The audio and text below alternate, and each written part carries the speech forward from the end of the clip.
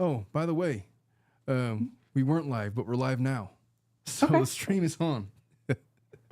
So I just did that whole thing. I don't know how much of it got through, but we're going to go forward anyway. Oh, by the way, we weren't live, but we're live now. So the stream is on. How do I get rid of that sound? So I just did that whole thing. All right, we're good. Let me just get rid of that. We're good. Okay. Yeah, so the entire intro that we just did, ignore that. Never mind that. Matter of fact, we're going to redo that. It's okay. Welcome, everybody. This is Omar Serrato with episode 41 of the Tilted Lawyer podcast. Today, we're going to be talking about Chad Doerman, a resident of Clermont County, Ohio. He allegedly, although he confessed and pled not guilty to it, is responsible for the deaths of his 3 young sons. It is a horrific crime, probably one of the worst that we've ever heard, but we're going to spend some time talking about it. If you're sensitive in any way to this subject matter, if you have young ones in the car, use your discretion because we're going to get into some sensitive topics that could be very upsetting. At any rate, let's get started. What's up, everybody? I'm Omar Serrato, experienced and practicing attorney, fierce litigator, and unofficial commentator on the most popular legal issues of the day. I'm the host of the Tilted Lawyer podcast, joined by Eliana Clon-Rosa and the TLP crew, where we break down the human aspects of law that everybody wants to talk about. I've been practicing attorney for many years, but nothing in this show is or should be taken as legal advice. We're not going to pull any punches. We might even get a little bit dirty, but we want you to join us anyway. All right, second time is a charm. This evening, is it evening? It's 3:30. It's 3:30 on a Friday afternoon. Yeah. I am joined by my co-host, Eliana Clon-Rosa, who is still very, very pregnant. And she's got one baking in the oven, and she's joining us remotely. I'm also joined on the show by a new member of the team, Kashida Desai, who is a little bit shy. And so she didn't want to be on camera, so she's going to be this mysterious disembodied voice that you may hear from time to time to chime in about various things that she's interested in or things that she has to say. But before we get too deeply into that, Chad Doerman, this was the story that I have been requested to do more than any other topic within the last week and a half. I've gotten so many messages about requested to do this story, and to be honest with you, I really didn't want to cover it because it's pretty cut and dry. It is a murder case. It is a story of this dad, Chad Doerman. He lived in Clermont County, Ohio. Prior to everything that had happened, he didn't really have a criminal record. I think he had gotten arrested for being unruly in public, getting into a public fight, maybe, whatever. Who doesn't have something like that on the record? I don't, by the way. Yeah. Apart from a minor traffic citation, he had some domestic violence charges from over a decade ago, but he didn't have anything significant that would have put off any red flags that he would be capable of what it is that he just did. However, there were signs that he had anger management issues. There was evidence witnessed by his neighbors that he was mistreating his family, committing acts of domestic violence, verbally belittling his wife and his children, and just being a generally angry person. I don't have too many of the specifics on that, and not a lot of it has come out other than the few interviews that have I've come across from some of the neighbors where they said that, yeah, the guy was a little bit off. And, we tried to stay out of it. We didn't think that it was going to escalate into what it escalated into, but yet here we are. And, it's not quite history yet, but now we have a murder case on our hands. So, I don't know there's not a whole lot that's been released so far, but the timeline leading up to the events, it's undisputed. Well, obviously it's disputed because he's pled not guilty, but the prosecution has said that he premeditated these events. And if you haven't heard, and it's a little funny because he offered a full-on confession to these charges, to these murder charges at first, and now then he gets up to the arraignment and he full-on pleads not guilty. And the question that I had from my new staff member, Kashida, was, well, why would he do that? in my opinion, was probably because, well, what else does he have to lose? They're going for the death penalty no matter what in this case. But to give you an idea of what he did, he, according to the prosecution, premeditated the murder of his children, ages 3, 4, and 7. All of them boys. He had been planning this for several months. And the way that he executed his plan was nothing short of monstrous, evil personified, the most horrific of circumstances. If you put this on a movie on the big screen or in a TV miniseries, it would be the talk of all of the television critic pundits for weeks as shocking television, but this was real life. Mm-hmm. What we know that he did is that he lined his sons up and he shot them all execution style with a rifle. He started with the 4-year-old, shot him dead in the head, according to what I've been able to find. His 7-year-old, the most able-bodied of the three, tried to get away and run off to a nearby field that was behind the house. And from what I can gather, he took his rifle, he hunted down his son, shot him in the back, and as he was laying there, wounded and unable to move, he put a bullet in his head, execution style. And then the wife, the victim of all of his domestic violence and his verbal tirades, his verbal assaults, tried with all she had to save her young 3-year-old son until he ripped his son out of her arms and put a bullet in his head while shooting her in the hand as she tried to save her son with whatever she could. Luckily and mercifully, or not mercifully, depending on how you view it, she remains alive and injured with minor injuries to her hand. There was a 14-year-old daughter that she had in a prior relationship, the stepdaughter of this man, Chad Doerman, who ran screaming down the streets to anybody within earshot that he was killing everybody in the house. She managed to get away unharmed. That is the framework for the case that we're working on right now. After the murders, there was 911 calls that were placed from multiple people. I'm not sure all of the 911 calls that are out, but I know for sure that there was one placed by the neighbor. There was one placed by, I believe it was the 14-year-old little girl. I'm not sure if the wife placed a 911 call or not. We're going to go through some of the articles that are out there today to figure some of that out.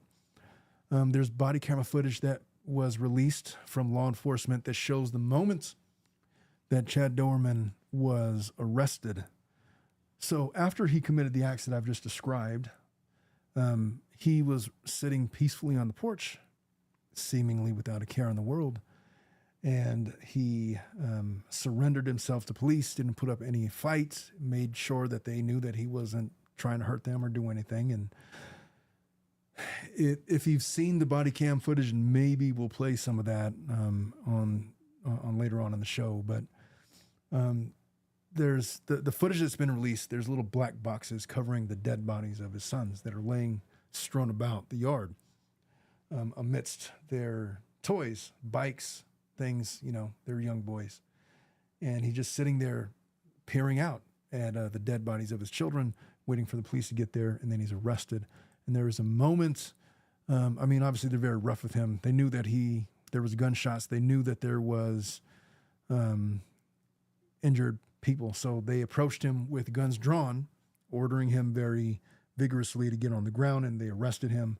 At one point, they're walking him back to the police car, and he starts making mention of if somebody could get something out of his wallet, and the cop is like, just shut up. I don't want to hear it. You have the right to remain silent, and you should exercise it. And you could tell that the officers on the scene were very physically affected by what was happening, or by the scene itself. It was horrific. As far as these kinds of cases goes, I cannot remember a more horrific sequence of events than what I've just described here at the beginning of this show. What did you think, Ileana, upon hearing about all of that? reading Well, what you read. reading, yeah, about reading. I mean, of course, that was gruesome, and I just had a lot of questions, like, what is his mental health? Like, why did he do it? Um, just it's just so many questions. Like the articles that I have read, they don't give too much information other than that what you already described that happened, but they don't go into detail about his background, like what did he used to do for a living, did what he was he maybe in the military and had some PTSD, like was Well, we're going to talk about some of that. We're going to answer some of those questions. Matter of fact, maybe we should just jump into some of the information out there that Mhm. has been released about him. So, the documents that were released Monday, according to the Cincinnati Enquirer, they highlight how he had planned to kill his sons for months before Mhm. they were shot at their home on Thursday. And this article was dated back on June 20th. He's been charged with aggravated murder of his sons, 3, 4, and 7. The Clermont County Sheriff's Office said it received multiple 911 calls on Thursday just after 4 p.m. One caller screamed that her babies had been shot. That must have been the mother, I'd assume, right? Another caller said that there was a young woman running down the street that was a 14-year-old. It said that her father was killing everyone. Deputies had swarmed the home on the 1900 block of Laurel Lindale Road in Monroe Township and found the 3 boys in the front yard. And prosecutors said that Doerman lined them all up and executed them with a rifle. When one of the boys tried to flee, he hunted him down, brought him back to the house, and killed him. Now, I'm going to say this, that because it's not a secret that the prosecution has made this a death penalty case. They vowed that they're going to get this guy executed for committing these atrocities. But because of that, because of the pendency of the death penalty case, or because that's what's at stake, they haven't been able to release a whole lot of information. So what we have is just the bare basics of what we know. It appears that there's going to be a trial because the guy decided to plead not guilty to the charges. And the reasons why he did that, I guess, because either one reason might be he just has nothing to lose. Another reason why is because, well, I mean, this is a national case and maybe he wants the attention. The third reason is because there's not a plea deal on the horizon where the prosecution is going to be like, you know what, plead guilty, and then we'll take death penalty off the table. That's what I thought. If any case warranted the death penalty here, it would be one involving these facts. Mhm. Kashida, I have just described one of the most horrific crime scenes over the last 50 years in American history. What are your thoughts about what I just described in terms of your opinions about what I just read? My first thought would be just thinking about the main thing that came up was he was planning this for months and just the reasoning behind it and his mental health Mhm. prior to the killings. Okay, well, let's talk about mental health then. Is there any mental health condition that would give rise to some sympathy for Chad Doerman? I mean, just looking at previous cases similar to his, like you would think what would make him do something like this. That's one hell of a question. I don't have an answer to that. Eliana, what do you think? What would make a guy do such a thing? No, I have to agree with her. I think there's been many cases where, I mean, I can't really tell you the specific mental health issues. One of the first things that comes to my mind is some sort of PTSD. Sometimes we see this in women with postpartum, not specifically with a rifle, but just killing their children, like, and planning ahead. But We I just would saw a need. case like that. Remember the one that we did? Or I don't know if we did. I think I don't remember if we did it or not. But I did a video on it. It was that one lady, that the Connecticut lady that had slaughtered her children as her husband had went out to go get food. You remember that There's, case? I forget that I lady's don't name. I don't think we did it together, but I have We read talked many. about it for sure. Yeah. I think I did that one on my own, but I think that was exactly what you described, postpartum depression. I don't know if that's the case with this guy. Here's some of the more details. So footage from the body-worn cameras of two deputies they've been released, and we talked about that. It shows the deputies approaching Doerman while he sat on a step outside of his house. The bodies of the boys were scattered in front of him in the grass. A rifle is on the ground next to him. A deputy approached Doerman and pulled him down to his stomach, handcuffs him. The dog is barking in the background. And then he's telling the officer, I'm not going to hurt anybody. He just murdered his children. As the deputy is walking him to a cruiser, Doerman asked him to take his wallet out of his back pocket. And then the deputy replies, shut up, dude. You have the right to remain silent. Effing use it, is what he said. And if you watch that video, you can tell that the officer was restraining himself, because if you have children and, well, Atlanta, you're about to give birth. I mean, imagine. It's you don't want to imagine it, but if when you see it,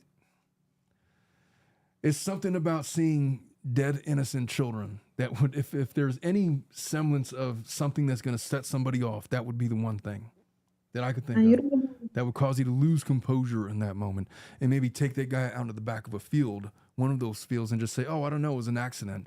He was shooting, it was all self-defense. And I don't think that anybody would look twice and saying, yeah, it's definitely self-defense. He deserved what he got. no, I don't even think you need to have children to feel like that. I mean, that position of the officer, having to deal with him, seeing what had just happened, and then the guy is just asking for his wallet. I think anybody will be in the same position as the officer, like, dude, just like, let me just restrain myself because I'm just about to do something to you. I mean, who cares about your wallet? Well, think about what's happening physiologically with your body in that moment. You have all of this adrenaline coursing through your veins. And, you know, there's an immediate fight or flight response, and officers tend to be fighters. And your immediate reaction to that is to pummel that guy, because he's responsible. You take a job and you're paid to protect and serve, and here's 3 dead kids strewn about a yard with all of their toys scattered about in the front yard, and here's the guy that did it. How could your first response not be to beat that guy to a bloody pulp? Oh yeah. And so forgive that guy for taking liberties with his language in that moment. He called himself very good. Yeah, I guess they talk about his past, and that's kind of the biggest mystery. Who is Chad Doerman? Other than traffic citations and 1 decade-old domestic violence charge, he had no serious criminal offenses. The domestic violence charge stems from him allegedly choking his father in 2010. The case was ultimately dismissed, apparently after the alleged victim, identified as Keith Doerman, his dad, failed to appear as a prosecution witness, and sometimes that happens. The community has come together. They were hosting prayer events hosted by New Richmond area churches over the weekend. They had planned a third for June 25th. The residents are understandably shaken. This was the second family shooting in their community. They were talking about how he mentions, well, he's facing the death penalty. Prosecutors in this article said they weren't clear on whether they're intending to seek it or not, but they've since come out and said, oh yeah, we're going to get this guy. So that's where we're at with him. So again, there's not a whole lot, but listen to some of what the neighbors were saying about it. I don't know if, so he was in court on Friday. I believe it would have been the 22nd or June 22nd, whatever that Friday would have been. The judge ordered him to be held without bail. He was awaiting a pretrial hearing. They scheduled that for July 5th. That's coming up.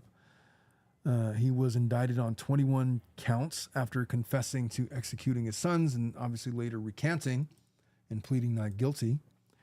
The prosecution identifies additional details that took place in his home. And here's what they said. The massacre started inside the family home where he shot his 4-year-old son in the head twice. He then walked outside and shot the 7-year-old as the boy tried to run away, according to the prosecutor. The boy was injured after being shot from behind, and then he walked up to him and shot him twice in the head from a short distance. Doerman then ripped the 3-year-old from his mother's arms and shot him in the head. And after all of that, the prosecutor says that his goal is to have this man executed. And he didn't mince words. It wasn't like, oh, maybe it's up in the air. Maybe we'll pursue the death penalty. It's inconclusive. No, they said, we're going to execute this guy. And he goes on to say, I can only imagine the terror these little boys felt and experienced as their father, their protector, was murdering them. Unfortunately, their mother saw this, and you can imagine the immense trauma and terror that she experienced, and we will do the utmost in my office to see this defendant never sees the light of day again.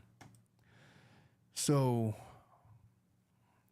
I once wrote a paper in law school, and it was geared towards the Eighth Amendment that dealt with cruel and unusual punishment.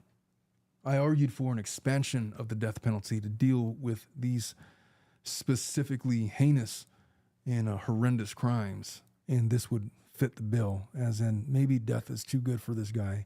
Perhaps death by electrocution might be too kind of a death to deal with somebody like that.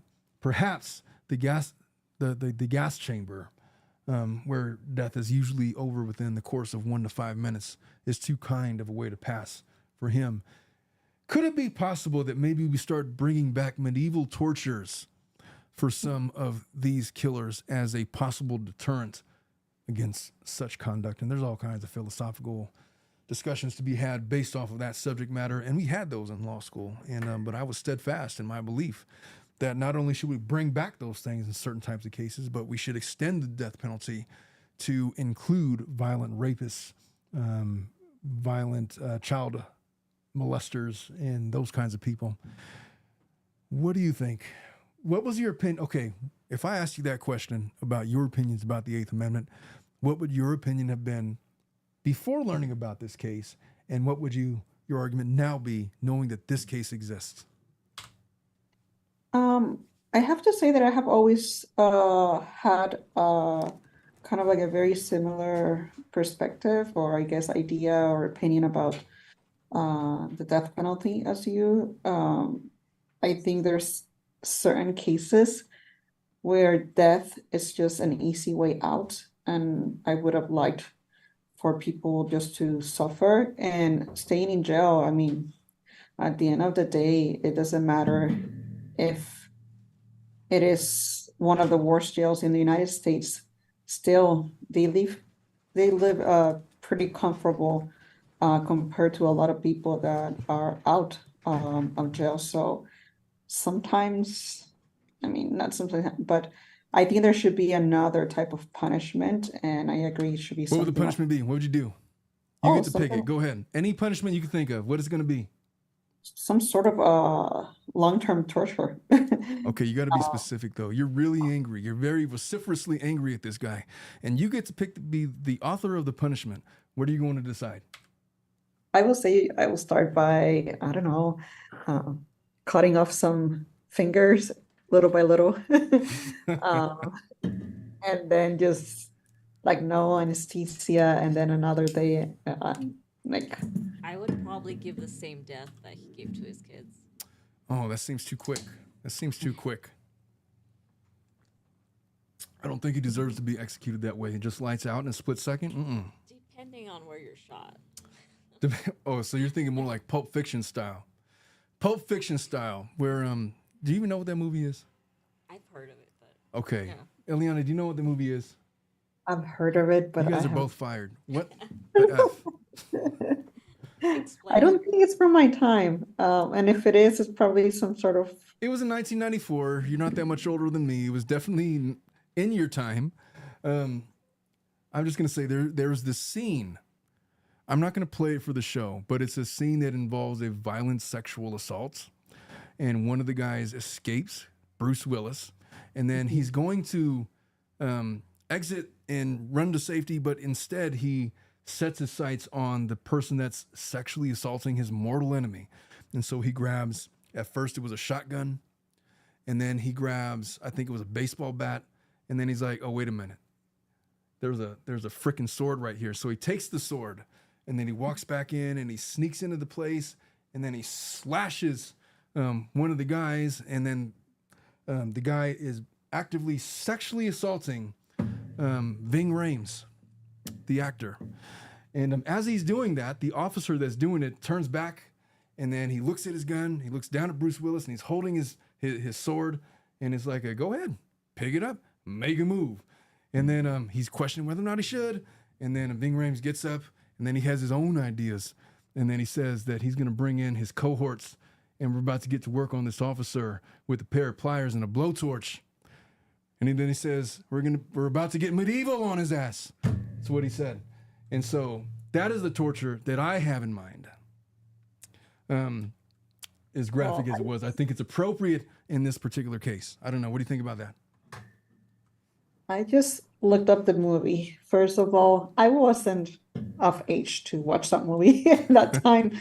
But even if I had the opportunity to see it after I had the, I guess, appropriate age to see it, it's just one of those movies that, especially, I just read as Quentin Tarantino. I don't watch any of his movies. So you're no fun. What do you think about that, Kashida? How do you think about the Pulp Fiction style of execution? No, I mean, for this that guy, Chad Doerman? I think it seems appropriate. I understand where they're coming from. You just don't want to have to be the one to carry it out? What do you mean? Like you don't want to be the executioner. You just want to pass the sentence. You don't want to swing the sword.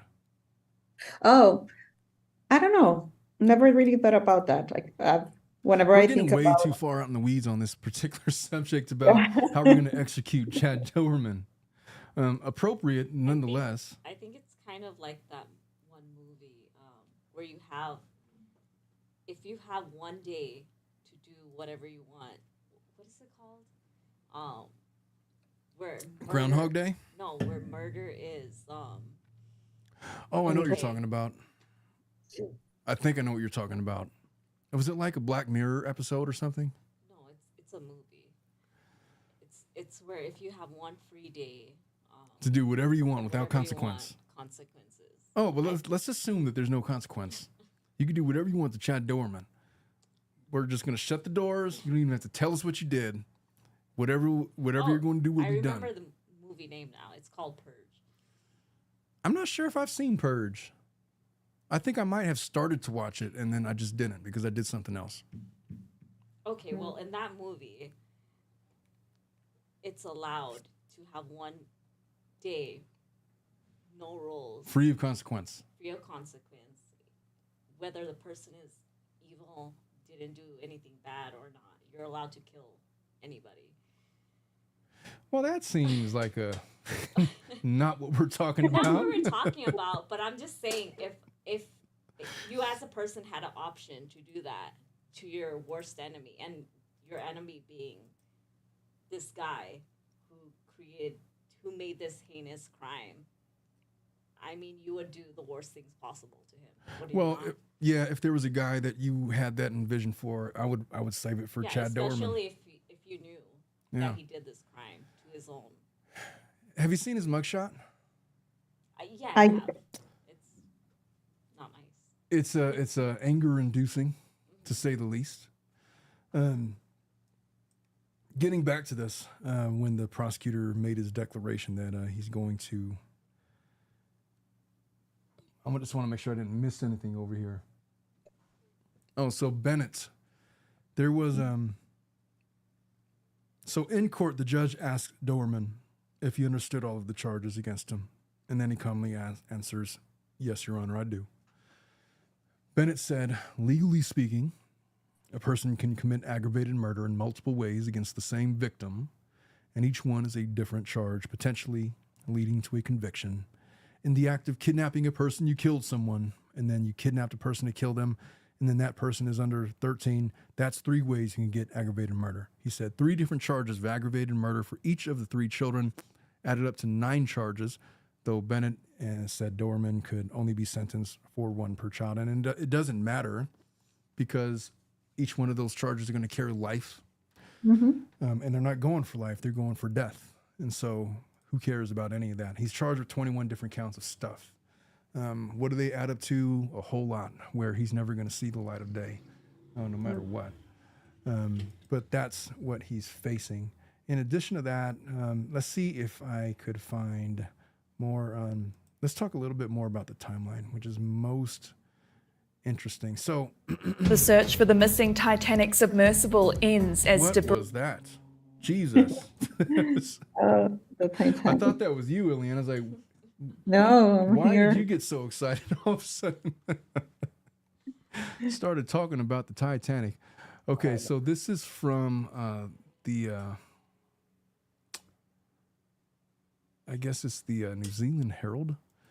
Chad Doerman, he confessed to authorities that he killed his sons, that he'd been planning it for months. So what I'm most interested in is I can't tell you how many police interrogation videos I've watched in the last 10 years, but it's probably something over 1,000. I'm really fascinated to see when that footage comes out, what he specifically told the cops, and how his defense attorneys are going to try to somehow convince a jury that, oh, by the way, this was a false confession.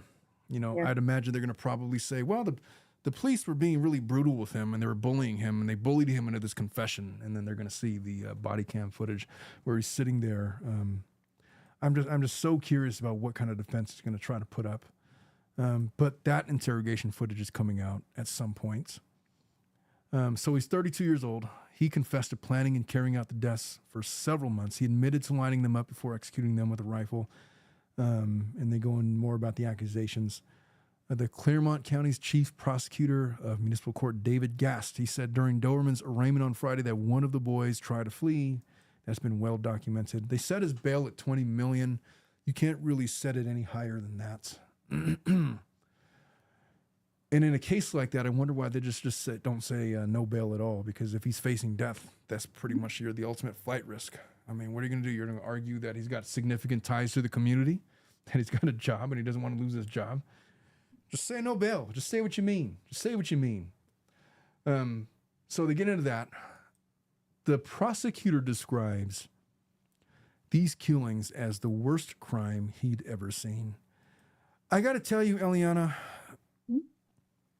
I've seen this case covered on a couple of different channels, a couple of different podcasts, these true crime podcasts, which admittedly we are lumped into, but the way that they cover this is, it angers me so much that we talk about this case the way that we do. And it got me to thinking about what is the utility of talking about this case. Like, why are people so quick to want to discuss the morbid, the obscene, evil? What is our fascination with it, and what is what utility does it serve us as human beings? Because in all honesty, I had no desire to cover this case whatsoever. I had an interest in it in that, it's something that happened that I'm aware of, but in terms of discussing it, what do you think I'm going to say? You want me to give my legal analysis? Should this guy get the death penalty? Yes. Would I represent him in court? No. What's his legal defense? It doesn't matter. He's guilty. He's confessed. I mean, all of these things I want to say. Do you want me to get into some in-depth legal analysis about what are his rights? He shouldn't have any. He does have rights. They're all enumerated in the Constitution. I don't have to. He just has those. These are inalienable rights that he has. And so what is it that we talk about? Do we want to talk about the salaciousness? Do we want to talk about all the morbid details about how his children, the 7-year-old particularly, was running for his life and he wasn't fast enough. His little 7-year-old legs weren't fast enough to escape his evil 32-year-old father as he put a bullet in his back and 2 in the back of his head. Like, what is it that people are looking for out there? I don't know. How do you reconcile having this discussion knowing that the legal analysis is so freaking obvious? Well, the way that I see it, and it's also why I watch so many like murder documentaries and really weird crime documentaries is from the, I guess, psychological perspective and like how to be able to identify like the red flags. Um, and maybe in the future have somebody like prevent this from happening by either recognizing the red flags and maybe getting out of the relationship or seeking some sort of help. Because a lot of these cases, I mean, I don't know much about the background and mental health of this person, but there should have been something in there that, I mean, especially when the neighbors say that he was pretty, what is it? He was abusive, I guess, or aggressive towards the family. What should be done? Like, should we just ignore those incidents because it's the neighbors and we don't want to get in trouble? Or should we call the police and maybe this person could have been arrested before he was able to commit this crime? That's usually what I focus on whenever I have to like discuss or even just watch a show related to a murder like this, because other than that, I don't care much about the gruesome details of how the children were executed. I know there's a lot of people that like that part. That's why also a lot of people watch movies. But this very gruesome, I guess, presentation of death, but I'm not interested in that. And at least for me, it's just pointing out those things that maybe people are not used to or haven't heard of that could have helped somebody in the future. Kashida, you are a layperson, and we're talking about this case. And this is your first podcast out of the gate. And just so everybody knows, she's not an attorney. She's a new staff member with the Eagle Law Firm, and she's joining the show because she wanted to participate. But from your perspective, why do we talk about these kinds of cases? What do we get out of it? I think for the media, it's just entertainment. But just like what we were talking about before regarding the Chris Watts case, I don't think there's a real reason why, or a reason the public can come up with, just as in like suicides as well. Like a lot of people are surprised like why people do the things they do. And where was I going with this one? You tell me. You started. So. But I'm just saying, it's hard to find a reasoning sometimes, just like in this case. Well, I will say, here's what I came up with. People are so divided on so many things. Mm-hmm. We're divided on the clothes that we wear. We're divided on our political affiliations. We're divided on our religious affiliations. Mm-hmm. And so much of our energy is spent on tearing the other side down. And in these times of mass hysteria, in the most gruesome of cases, we find in this pain a way to find common ground. And it's important for all the things that you said, Eliana, about the red flags and being able to prevent and, you know, those kinds of things. And that's important. But I feel like our being able to acknowledge evil when we come across it, it gives us a sense of what makes us human. Mm-hmm. And in that regard, whether Republican or Democrat, left or right, no matter who you voted for, no matter what your moral compass is, we find unity in our suffering. Not in our jubilation, we find it in our suffering. And what does that say about the human condition? I don't know. I'm not qualified to speak on such things. It just left me pondering about why was everybody so curious for me to talk about this specific case? I mean, my comments, my opinions were going to be obvious. Execute the guy. So let's just ask the legal questions. Ileana, this guy's family, Chad Doerman's family, comes to you and says that, you know what? I want you to represent him. He was innocent. He was forcing that confession. People are misinterpreting the body cam footage. He has mental health issues. He's been schizophrenic from the time he was 8 years old. And I want you to represent him and prove that he's innocent. He deserves justice. What do you say? I don't know why you keep trying for me to take these cases, but you know that I don't have like the defense style for criminal cases. Like, if I need to handle a criminal case, I'll probably be the prosecutor. I don't think I have found yet a case where I'm like, oh yes, let's go ahead and defend this guy in criminal court. It's just not my, I don't know, not in me. So I will probably just refer him to somebody else because with me, they're just gonna lose. So. Well, by the way, Madi says that she agrees with you. She says that everybody wants to know the why. Everyone wants to know why that is. Why things happen like this. And, you know, I've kind of given up on figuring out the why. Mm-hmm. Why do your clients do stupid things? Why do we make poor decisions? Why do we end up in the situations that we're in? Why does a dad, 32 years old, feel the need to execute his 3 children in such a way that he plans it for months? Why? Do you think in asking that question that you're going to find any logic or reason to it? You're not. You're going to find, you're going to have to delve into the darker parts of psychology that deal with abnormal psychology about what would cause a person to do such a thing. And in those abnormal studies, you're not going to find obvious answers. You're going to find people that present as normal, that despite the absence of red flags, and in this case there were red flags, but in the absence of red flags, people do shitty things. Yeah, there's people like that. One of the things that also had me thinking, like, why did he do it the way that he did it, is that he didn't kill the wife.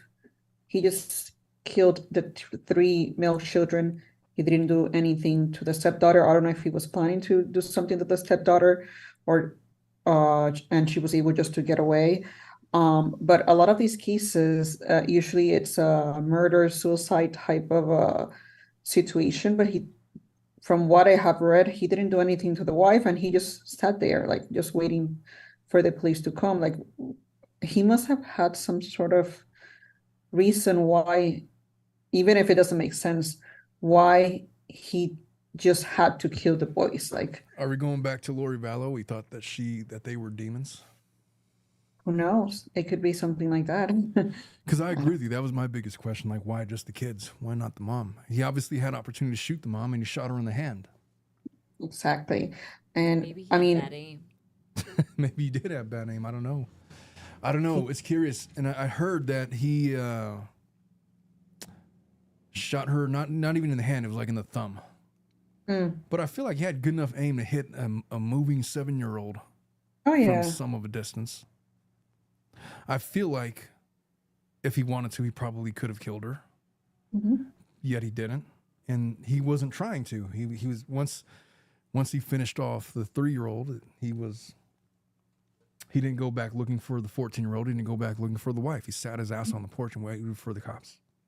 Yeah, Was that his plan all along? I don't know. I mean, we're going to find out those things. And so if I was to paint to you a horror movie, this would be one. And the justification that we would come up with for why he would commit such a thing is he was possessed. He was possessed by an evil entity, because there's no way that a human being with our human morality and our human thoughts and reasoning would ever hunt down and murder innocent children the way that he did. And it's the only explanation. We think of the absurd. We think of the supernatural to explain what happened here. And in that regard, and the way that he did it, he ripped the 3-year-old out of his mother's arms. Do you remember last week when I was telling you about that story about how I had to dive into the swimming pool to save my child? And it was like instant. And so she goes waddling off. And of course, she jumps into the pool fully clothed. And I'm like, this little asshole, she just jumped in the pool. I'm going to have to go get her. And then I was like, okay, well, maybe that's the worst of it. And then she's not going to jump in the middle. And I'm standing like right there over. And of course, what does she do? Lunges off into the deep end of the jacuzzi. It was a jacuzzi. It wasn't like a swimming pool, but it was not even a thought. It was like this automatic physiological response. It's just like a reflex that I jump in afterwards and after her fully clothed. She like flailed about for like a couple of times and I pull her out of the pool. And she's like, Daddy, you saved me. And then, you know, it was this thing and I was telling you, because you're about to have a child and you're going to have this weird thing that happens in your brain that you can't control, that you've been programmed to protect your offspring. And so to be able to do the opposite of that in the way that he did it, let alone, okay, imagine that it's not even, imagine it's a child. But then imagine it's your child. How much harder would it be? But that's the state of mind that he was in. And we're supposed to make sense of that. My legal analysis on that is, you asked me why I always ask you if you would be the one to represent him.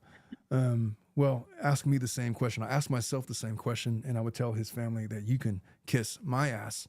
Call Johnny Crocker.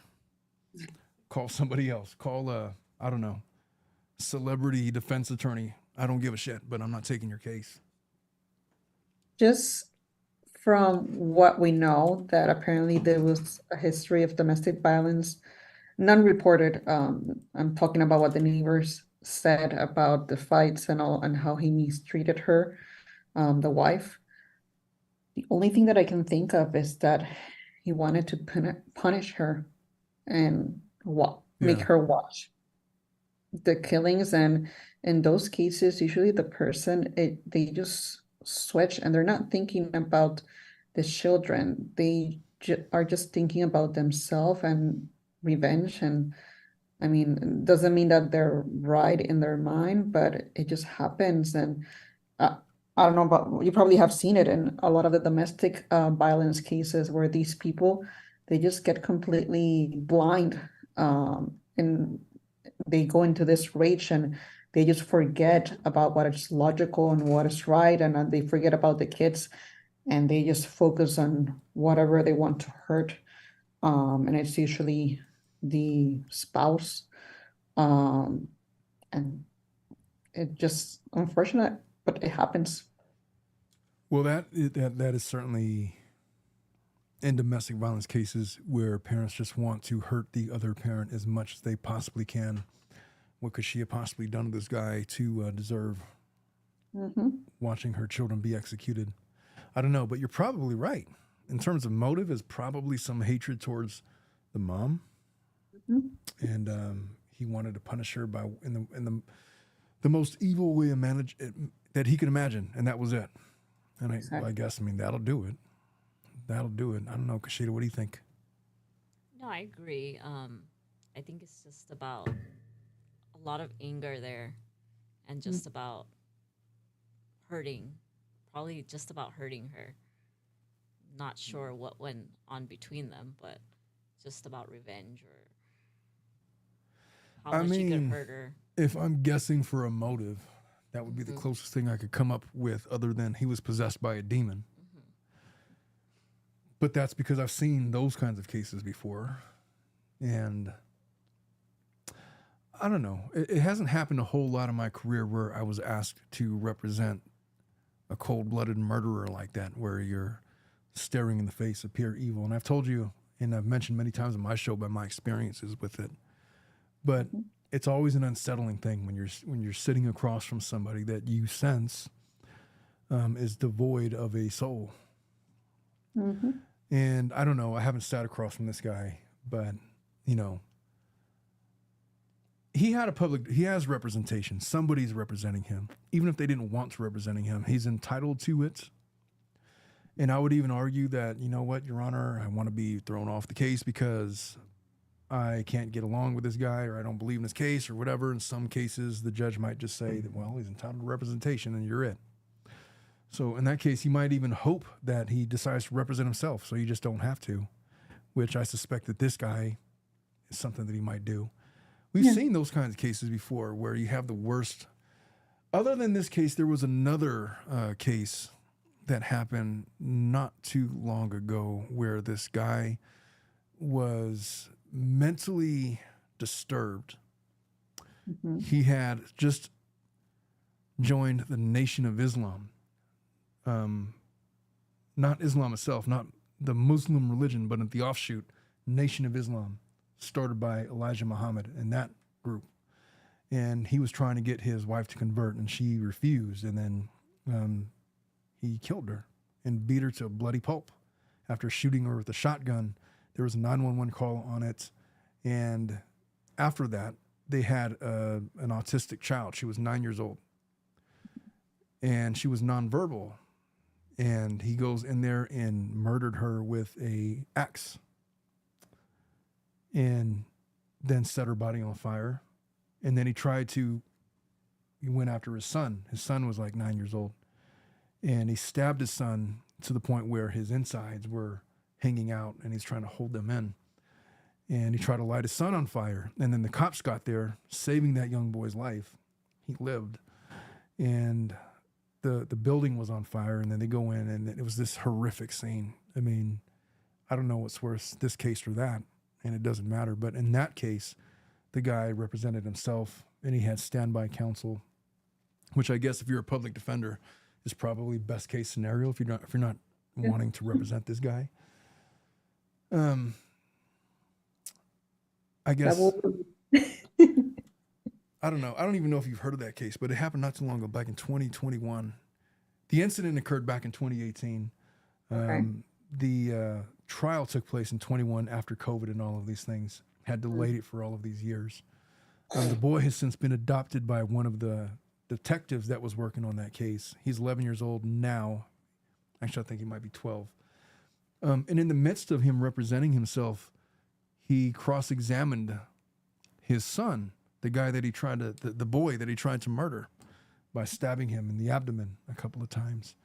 The guy's name escapes me, but it was a famous case. Mm-hmm. So, going back to this case, I don't envy the public defender. What is his legal defense?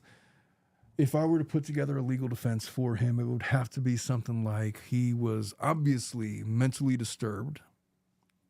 He's probably been mentally ill for many years and has gone untreated. He doesn't believe that he committed the murders because he doesn't remember doing it because he was out of his body when he did it. Maybe split personality defense. We've seen that tried, and almost every single time it fails.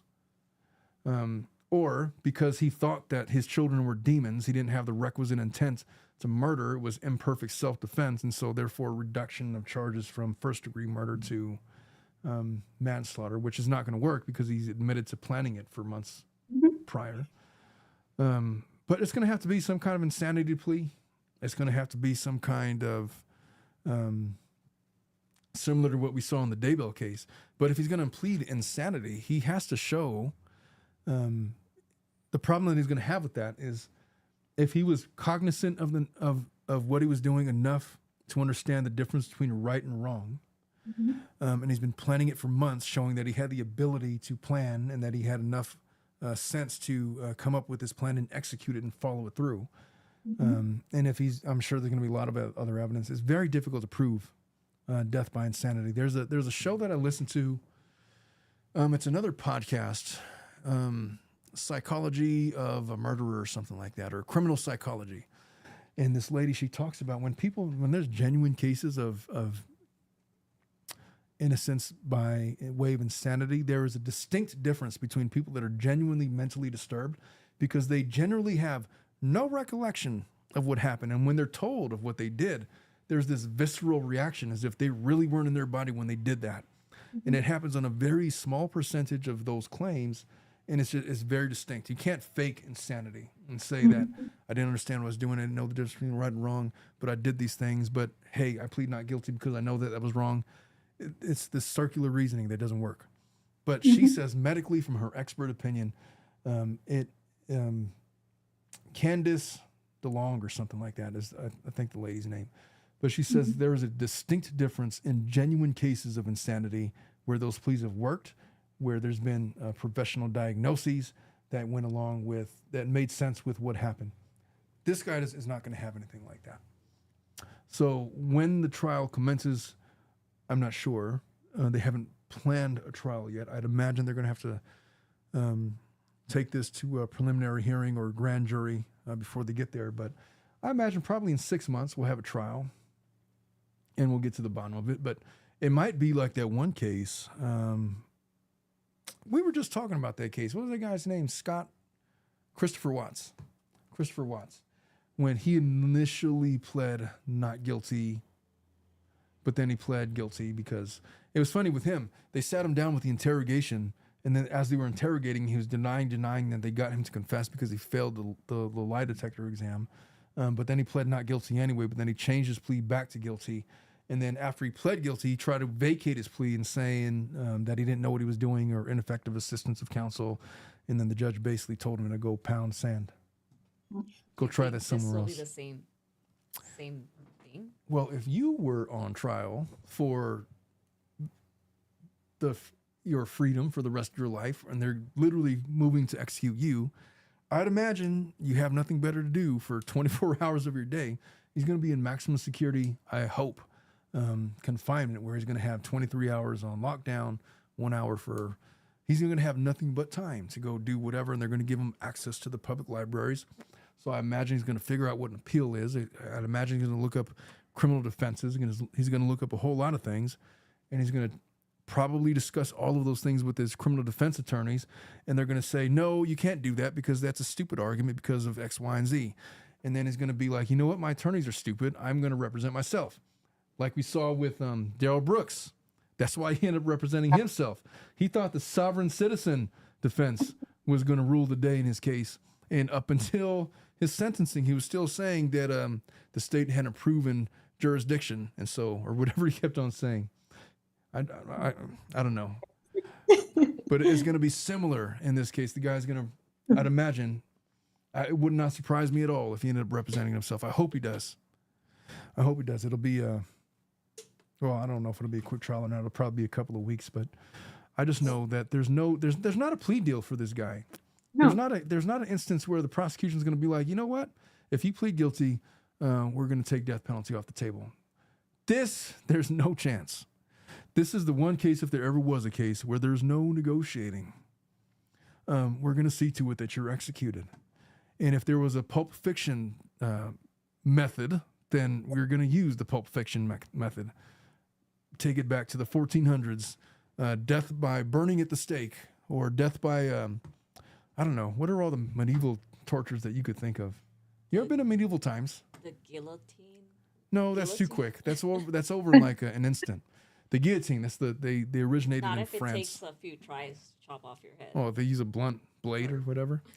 Yeah, but even so, I mean, there's that. They have this one where you stick them in like an oven and just slowly add coals to the bottom of the fire until he burns to death. They have the wheel where they stretch his body out until all four limbs are dislocated, and they pull his body apart, and they cover him in honey and leave him in the baking sun in some cage that's suspended like 6 feet up in the air. And I don't know, they got really vicious on it. And this is not a show about medieval torture history. And so I'm just trying to imagine all of the things that I could recall reading about that I would love to see this guy get before I ever try to offer him any kind of a criminal defense. So in terms of that, if you are in an abusive relationship, and Ileana, I know that you deal with this a lot more than most attorneys because you and I, we both practice family law. But we come in and we see these kinds of cases all the time. And there are these cases where you have these men, generally insecure men, for a multitude of reasons. It could be because they're insecure about their physical appearance, they're insecure about their intellectual abilities, they're insecure about their station in life, they're insecure because their wife happens to be a corporate executive and they're stuck working in the Amazon warehouse somewhere, or they just never were able to take off or failed career aspirations, or they used to run a business and then they went bankrupt and now he's feeling shitty about himself because it's been a couple of years and he can't get himself back on his feet. There's a million reasons why people become insecure. I think the difference is, I'm not so sure if it's different between men and women. I just know that when men become insecure, more often than not, they have the physical ability to impose themselves on smaller females. And it's just a much more dangerous proposition. When men get insecure, it's like, you can't wear this, you can't go out, you can't go with your friends, you can't whatever. And then it's like, you're only going to talk to me, and it becomes this controlling thing. And in order to assert dominance, because of their insecurities, they feel the need to impose themselves physically, because what else do they have? Mm-hmm. They have nothing else. The only way that they could assert their dominance in a definitive way is by physicality.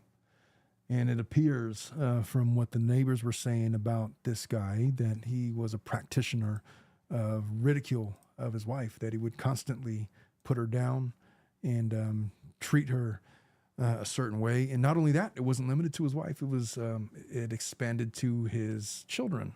He would constantly be belittling his children and treating them poorly. And we don't have not even probably 90% of the details on that case. I'm not sure how much of that's going to be released. But when you have, when you're dealing with an individual like that, I take those cases very seriously. Mm-hmm. Like, it's not okay that you're being controlled that way, even if domestic violence hasn't occurred in the traditional sense. You don't have bruises or black eyes, or you haven't been physically violated that way.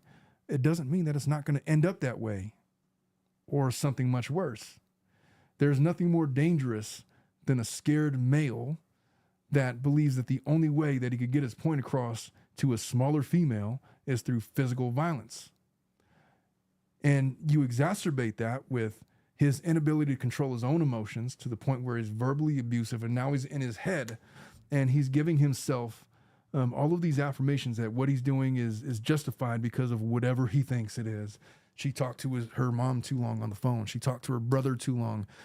He doesn't agree, or she doesn't agree with his particular ideologies, and he feels stupid about it.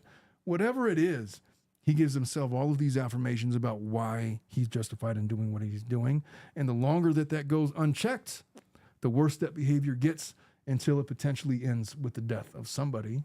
And in this case, on the Doermans, the death of 3 young boys who couldn't defend themselves any more than their mom could. And we're all left trying to make sense of it all. And here I am doing a podcast trying to make sense of it all. And I'm very conflicted in the fact that I'm even doing this particular subject matter, because it's just such a disgusting case to talk about. It makes me angry as I sit here to discuss what happened to those young boys, and that there's nothing that could ever be done about it. And that now we're talking about whether or not he has rights. Yeah, he's got rights, but I don't need to be the one to tell him what they are. Is my professional opinion from the tilted lawyer in this case. I don't know. What do you think about all that, Eliana, from your personal experiences? From my personal experience, and I want also to clarify, I mean, it happens to the other way. There's also women that are the perpetrators or the controlling part of the relationship. But based on what I've seen, most of the time it's men, because they do have also the financial ability to also do, I guess, financial abuse. They're usually the ones that are the ones that work. The other party doesn't work. They just tell the other party they're going to take the kids away. The other party doesn't have that much contact with other people to verify the information that this person has given them is true or not. And I agree. I mean, they just get to a point where all they can do is just abuse the other person physically. A lot of times I get cases, the woman is the client, and although it hasn't reached that point where there's physical violence, the other person, I mean, the partner has already done a lot of things that could be considered domestic violence. because domestic violence is not just physical contact. There's also a lot of things that could count under the what's it DVPA. called? Yeah, the BPA Act, whatever. But I just like to counsel them and be like, okay, this is not right. You cannot accept this. Be careful. You need to get out of this situation like right away. And if something like this or like that happens again, we need to report it. We need to do something about it. And a lot of times, women in these situations are just used to it. They have seen it in their family before. They think it's pretty normal. They don't have like somebody out of their circle telling them, hey, this is not right. This is completely unacceptable, and you can actually get a restraining order because of this behavior. And I just like to point that out to those clients. But usually, my experience, and I was thinking, I think since I went solo, I have represented more men than women in domestic violence cases, which I really hadn't thought about it before. What would But you say the usually, percentage is? Men I'm to sorry, women. What would you say the percentage is? like the ones that I have, Men to women. the cases that I've done, maybe like 80%, my clients have been male Yeah, and that's about right. female. But the ones that I have had that are men, the female is the one put in the restraining order, but the reasoning behind those restraining orders is usually not domestic violence. Like the woman is not the, how can I explain it? It doesn't have to do with physical violence or anything like that. Usually there's a custody purpose behind it, or they just want to discredit the person because they're mad at them, but usually it doesn't have to do a lot with actual domestic violence. And I think I have had only one case where the woman was actually doing stuff that would have fallen under the domestic violence, but it was a mutual restraining order. It was a very, very toxic relationship, so they were Well, both up. I'll tell you what, in my whole history of my experience with those kinds of women, there was never an occasion where I felt like I was like in physical danger the way that a woman would feel. Like as mad as they want to get, you know, as crazy as they can get most of the time. And I'm not saying it's never like, what if she picks up like a gun or a weapon or something and tries to. I've had cases where one of my clients said that the female broke into his house and was standing over his in the kitchen with a knife, threatening to kill herself. Oh. It's like, okay, well, what if that moves into like standing over you and as you sleep, and there's no defense for that, right? So obviously, it could escalate. But in your waking hours, most men are not intimidated the same way that a woman is, No, and that's not definitely. being like a gender specific, but that's just kind of the statistics of it. No, usually what women do that leads them to be accused of domestic violence is more harassment, and just doing crazy stuff like showing up unannounced whenever there's a significant another Mean significant text messages. text messages, damaging property because they got mad, calls, making calls to like jobs and people to make them look bad. It's usually that type of situation. Sometimes they get physical, but it's not to a point where I would say that the male was intimidated. He was just uncomfortable, like, yeah, I don't want this person here trying to hit me.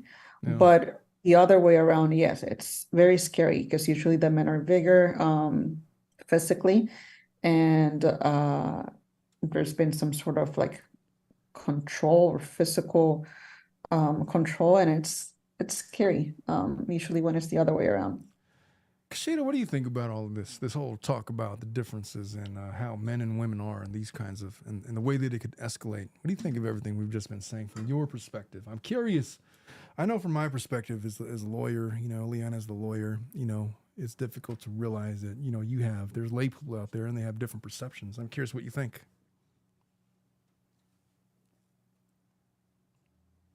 or you don't have to say anything. It's fine. I didn't mean to put you on the spot like that. I'm just curious because we're talking about, you know, how things escalate with men when they're insecure, how they can escalate with women, but men are usually not in as much danger. I mean, because we literally just witnessed this. Obviously, it started with domestic violence with the Doerman case, and then it escalates to where he's executing 3 of her sons, and we suspect maybe because he was trying to find a way to hurt the mom as much as he possibly can. And I don't know what's going on with all of that. I can't even imagine or relate to that mindset. But that's what happened in this case. Are you aware of cases where women have gotten to such degree where men should fear for their safety in the way that this? Like earlier, we were talking about how most serial killers are men. And then I was pointing out all these female serial killers. And you're like, wait a minute. And so I know that I say that the percentage is like 80 to 20, but I really think that's mostly because of the physicality of it all.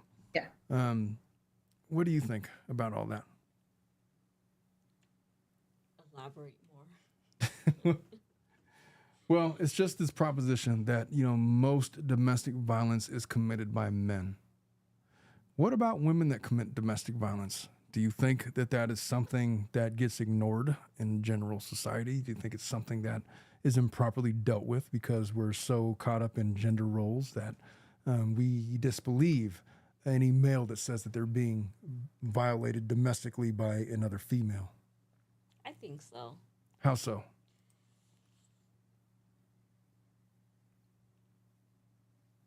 I just feel like the male is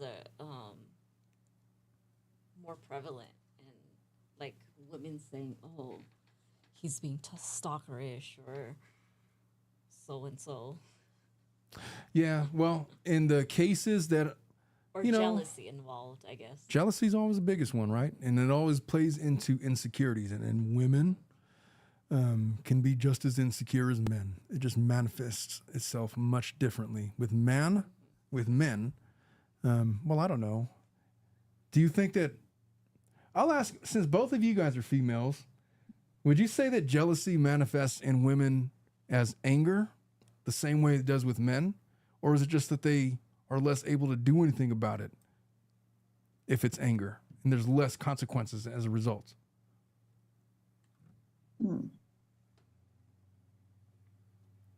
Is this like a food for thought? And I guess, like, I'm seriously, I'm really curious because I've seen some angry women in my days. But it's just like, okay, if I'm walking in a parking lot, how tall are you? You're like, what, 5'1", 5'0"? 4'11". Oh, Jesus. So you're 4'11", right? When you walk into a parking lot by yourself at night, do you have this passing thought that you're not safe? It just depends what kind of environment it is. Okay, let's say that it's If it's very sketchy, yes, I'm scared. an unpopulated parking lot and it's dark and the street lights are Yeah, I'll go flickering. in my car and I'll lock my door immediately. all right. I've never experienced that fear. I've literally never experienced being fearful walking back to my car. I've never felt unsafe. But it's different for women, just that very base thing. And so when a woman gets upset, you know, for most of the time with men, they don't have this, oh, well, I'm in danger now. It's most of the time it's like, oh, what's the matter now? What is wrong? You know, what do I got to do? What did you say? And it becomes like this funny thing, like women are overreacting and men are dealing with it. But in some cases, when men lose their tempers, when they get out of control, and they start throwing things or hitting things or punching things, when women does it, most of the time it's not that big of a deal. When a man does it, people's lives are in danger. I think that that's the difference in the dynamic. I don't know. I've never heard of a case where a woman, actually I have heard of cases where women, because of jealousy, insecurity, or whatever, harm a child to get back at the man. There was just a case like a month ago where this lady was on surveillance camera wheeling down in a little shopping cart the body of a 7-year-old that she had just murdered. And she was the child of the guy that she was dating. And then we haven't even talked about that case. I didn't want to talk about that case, but it was a very similar thing. But she did that very specifically to get back at the guy. So it's not like it's, you know, I know that we joke about it, but the consequences, they all lead to the same place on the extremes. Maybe they're vastly different when you're talking about, you know, what's in the middle. But if you go to the standard deviations, you know, the outside cases, the most extreme of cases, they all lead to the same place, which is death, heartache, ruined lives, shattered lives. And that really is going to be the defining. I mean, I don't know. How does this case get defined by the general public with what we're dealing with? And with this case, I don't know. Like, what's the big takeaway? Like in the Lori Daybell case, it was, wow, religious fanaticism could be really dangerous, you know? And the case involving Letitia Stouch, who was the wife, the second wife who murdered little Gannon. Gannon, 12-year-old boy, as he was sitting there in his bed. I don't remember if he's 11 or 12. She didn't really have a motive for that. She just lost her shit. And in the midst of her rage, murdered a child. And what was the takeaway for that? It's like, you know, be careful about who you let watch your kids. The guy was literally gone for 3 days on military leave, and he comes back, and she's claiming that she was raped and that somebody kidnapped the child. And, you know, come to find out 6 months later, she was the prime suspect because the evidence pointed towards her. So I don't know what the big takeaway from this case is going to be. We're talking about it because it's in the news, and I've been asked to talk about it. But where are we going with all of this? Like, what are we learning from this? I'm not sure. But I guess my hope is that this podcast, in our discussion about it, whatever it is that you take from it, we find some way to be unified, at the very least, in acknowledging our grief and the facts of what actually happened. Because I really can't make any logical sense of it. No. Other than that. We need more information.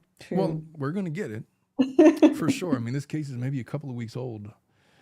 And we have just basically the main fact pattern that we've talked about. That's what we know about it. But there's going to be a full-on trial about it. I don't see this guy changing his plea. There's no reason for him to do that. There's not going to be a scenario where the DA offers anything less than the death penalty. I wouldn't. If you were the DA, are you going to offer them a plea? Probably not. Kashida, would you offer him a plea? No.